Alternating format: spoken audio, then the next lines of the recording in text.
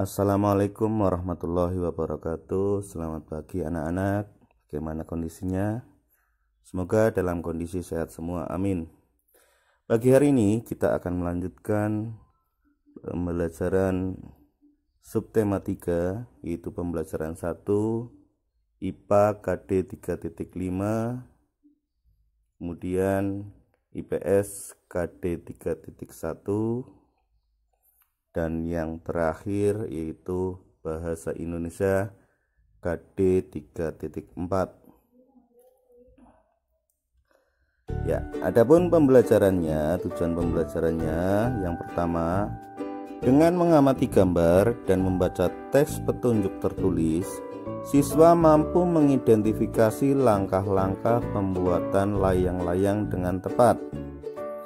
Yang kedua, dengan mengamati gambar dan membaca teks petunjuk tertulis, siswa mampu membuat layang-layang dengan tepat.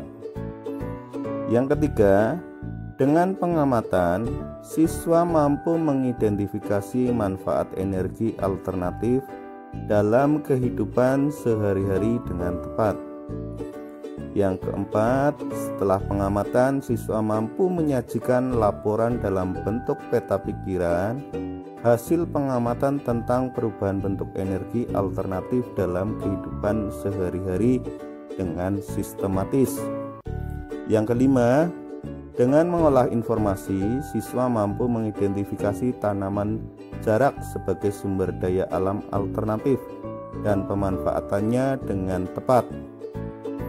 Yang keenam, dengan mengolah informasi, siswa mampu menyajikan hasil identifikasi tanaman jarak sebagai sumber daya alternatif dan pemanfaatannya dalam bentuk tulisan dengan sistematis. Ya, itulah tujuan pembelajaran pada pagi hari ini. Siapkan buku paketnya kalian untuk menyimak pembelajaran pada pagi hari ini. Bagaimana jika energi yang kita gunakan sudah habis? Adakah energi penggantinya? Ya, sumber energi yang berasal dari minyak bumi dan gas merupakan sumber energi yang tidak dapat diperbaharui. Sumber energi ini memiliki ketersediaan yang terbatas dan suatu saat akan habis. Manusia memerlukan sumber energi lain atau energi alternatif untuk memenuhi kebutuhannya. Sumber energi alternatif berasal dari sumber energi yang dapat diperbarui. Contohnya sinar matahari, angin, air, panas bumi, gelombang laut, dan bio. Kamu akan membuat mainan yang dapat melayang karena adanya angin. Bacalah teks berikut ya. Kemudian kamu untuk membuat layang-layang yang terbuat dari kertas. Adapun bahan-bahan yang dibutuhkan yaitu yang pertama kertas koran bekas berbentuk persegi ukuran 30 x 30 cm. Yang kedua bambu ukuran lebar 1 cm, panjang 80 cm. Dan yang ketiga bambu ukuran lebar 1 cm, panjang 40 cm, 4 benang wol, 5 gunting, yang keenam lem. Adapun cara pembuatannya, yang pertama letakkan bambu secara menyilang. Ikat bambu dengan menggunakan benang. Ketiga, ikat ke tempat ujung bambu dengan benang. Yang keempat, letakkan ikatan bambu di atas kertas koran. Kemudian dijiplak. Istilah bahasa Jawanya. Yang kelima, tambahkan 2 cm untuk garis gunting. Yang keenam, gunting kertas koran tepat di atas garis. 7. Rekatkan kertas koran sampai menutupi bambu. 8. Tambahkan ekor pada bagian bawah layang-layang dengan menggunakan guntingan kertas koran. 9. Buat lubang di tengah, yaitu dekat dengan penyilangan bambu.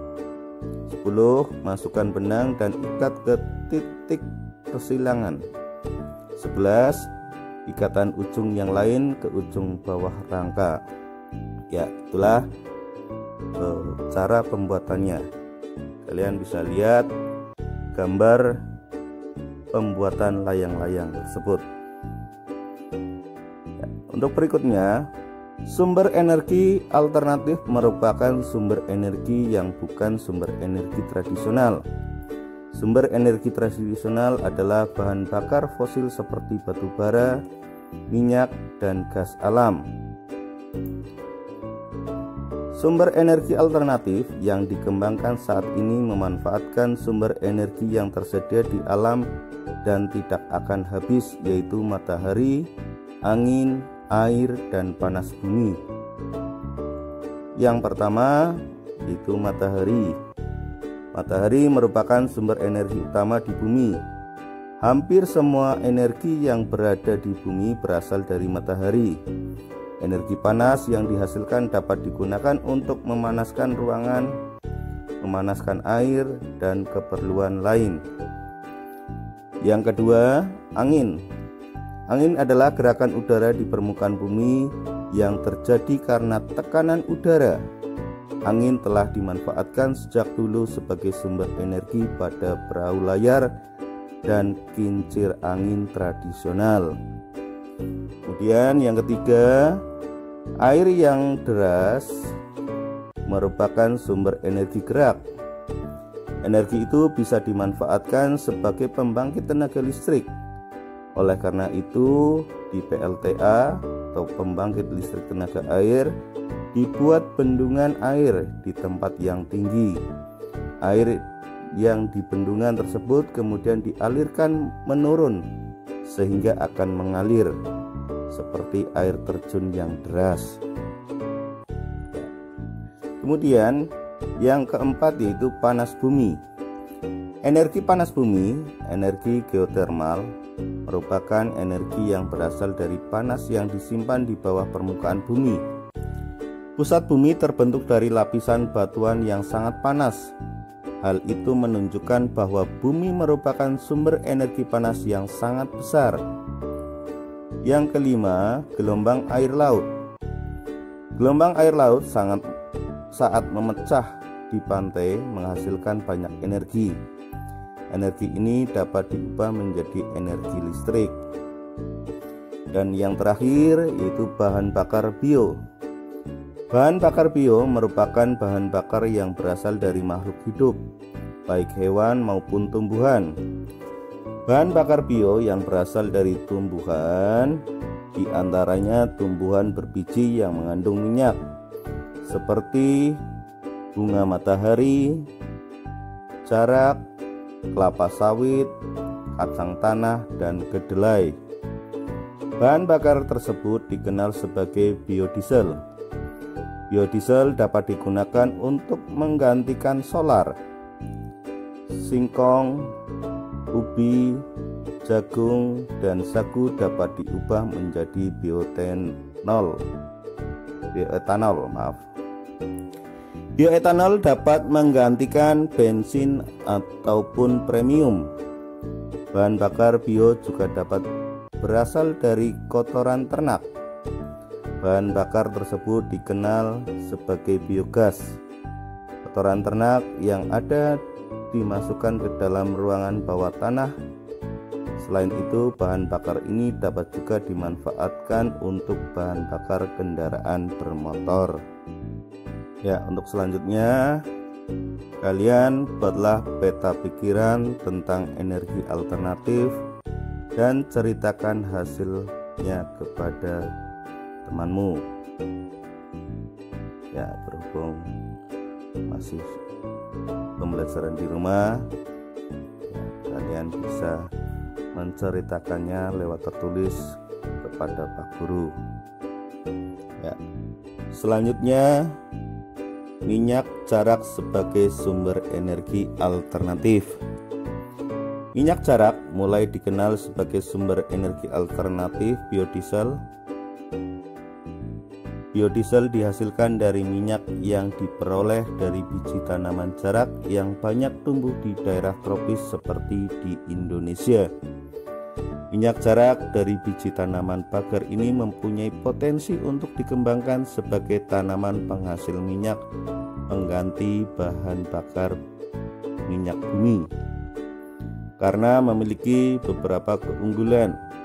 Salah satu keunggulan minyak jarak adalah tanaman ini mudah dibudidayakan sehingga dapat menjamin ketersediaan bahan mentahnya. Proses pengolahannya cukup sederhana sehingga mudah dilakukan oleh masyarakat umum. Tidak memerlukan teknologi yang tinggi sehingga biaya investasinya terbilang murah. Selanjutnya, minyak jarak juga dimanfaatkan untuk minyak rambut dan minyak pijat. Kemasan minyak jarak dibuat lebih praktis sehingga memudahkan penggunanya. Minyak jarak dapat ditemui di pasar-pasar modern atau di warung. Pemanfaatan minyak jarak ini telah memberikan kesempatan yang baik dalam bidang pekerjaan. Saat penanaman pohon jarak sampai panen dibutuhkan tenaga. Begitu pula saat tanaman diolah menjadi minyak, tentunya membutuhkan para ahli untuk membuatnya. Belum lagi kemasan yang menarik, pasti dibutuhkan tangan-tangan terampil untuk mengemasnya. Pemanfaatan minyak jarak yang banyak selain berdampak positif, tentunya juga akan memberikan dampak yang kurang menguntungkan bagi masyarakat.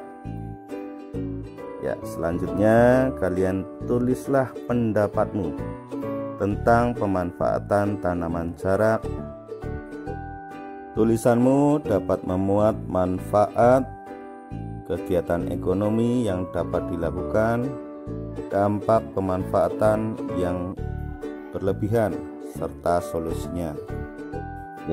Demikian pembelajaran hari ini. Semoga dapat dipahami serta tetap menjaga protokol kesehatan. Assalamualaikum warahmatullahi wabarakatuh.